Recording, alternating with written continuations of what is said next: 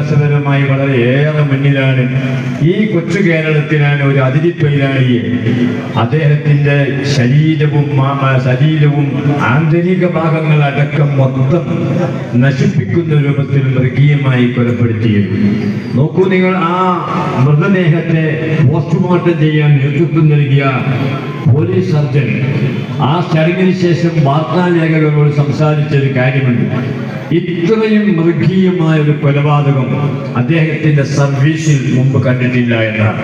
കാരണം ശരീരത്തിൽ ഒരിടം പോലും മുറിവേൽക്കാത്തതില്ല, ആന്തരിക അവയവങ്ങൾ ഒന്നും ബാക്കിയില്ല.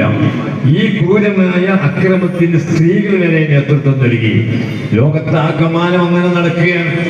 ഗസയിലെ സഹോദരന്മാർ ഇത്രയും പതിറ്റാണ്ടുകാലം അനുഭവിക്കുന്ന മനുഷ്യാവകാശ ലംഘനങ്ങൾ നിങ്ങൾക്കറിയാവുന്ന കാര്യമാണ്. ലോകത്തെവിടെയും അങ്ങനെയാണ്.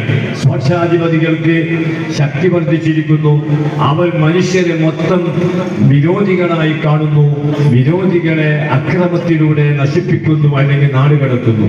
നോക്കൂ, നമ്മുടെ മഹത്തായ രാജ്യം ഇന്ത്യ.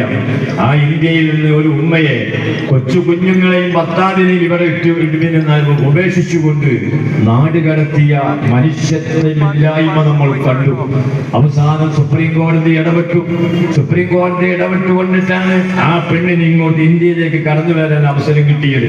മതിയായ രേഖകളെല്ലാം ഉണ്ടായിട്ടും മുലയൂട്ടുന്ന കുഞ്ഞുങ്ങളിൽ നിന്ന് പോലും അകറ്റി, ഭർത്താവിൽ നിന്ന് അകറ്റി, ഒരു പെണ്ണിന്റെ പേര് മുസ്ലിം സമുദായത്തിന്റെ പേരായി എന്ന ഒറ്റ കാരണത്താൽ നാട് കടത്തുന്ന വളരെ മൃഗീയ മോശം സ്വഭാവമുള്ള ആളുകളായി ഭാരതീയരിൽ ചിലർ, പ്രത്യേകിച്ച് ഭരണാധികാരികൾ പലരുമായി കൊണ്ടിരിക്കുകയാണ്.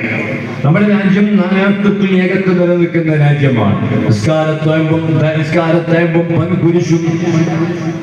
നിസ്കാരത്തേമ്പും പൊൻകുരിശും രുദ്രാക്ഷമാലയും ഒരുമിച്ച് കാണുന്ന ഒരു രാജ്യം. ഈ രാജ്യത്ത് മനുഷ്യരെല്ലാം ഏകോദര സഹോദരന്മാരായി കഴിയുന്നു. അവിടെയാണ് നോക്കൂ, എല്ലാ മനുഷ്യർക്കും അവരുടെ ആദർശപ്രകാരം ജീവിക്കാനും വളരാനും അവകാശമുണ്ടെന്ന് ഘോഷിക്കുന്ന ഭരണഘടന തൊട്ടുപിടിച്ച് സത്യം ചെയ്ത് അധികാരത്തിൽ വന്ന ഇന്ത്യയിലെ വിവിധ സർക്കാരുകൾ ഈ വർഷത്തെ ക്രിസ്തുമസ് ആഘോഷം നിരോധിക്കുകയുണ്ടായി. UP ആണ് ഇതിന് തുടക്കം കുറിച്ചത്. നമ്മുടെ കേരള ഗവർണർ പോലും അതിന് പിന്തുണ കൊടുത്തു. ഇന്നലെ ഡിസംബർ 25-ന് ദേശവ്യാപകമായി, ആഗോളവ്യാപകമായി എന്ന് പറയാൻ ക്രിസ്ത്യൻ സമുദായം അവരുടെ പുണ്യപുരുഷനെ ദൈവമായോ ദൈവപുത്രനമായോ അതൊക്കെ അവരുടെ സൗകര്യം. ഏതായാലും ഇവിടെ കാലങ്ങളായി നടന്നു വരുന്ന ക്രിസ്തുമസ് ഈ വർഷം മുതൽ വേണ്ട. പിന്നെ എന്താണ് ആ ദിനം നടത്തേണ്ടത്? വാജ്പേയിയുടെ ജന്മദിനം ആഘോഷിച്ചാൽ മതിയും.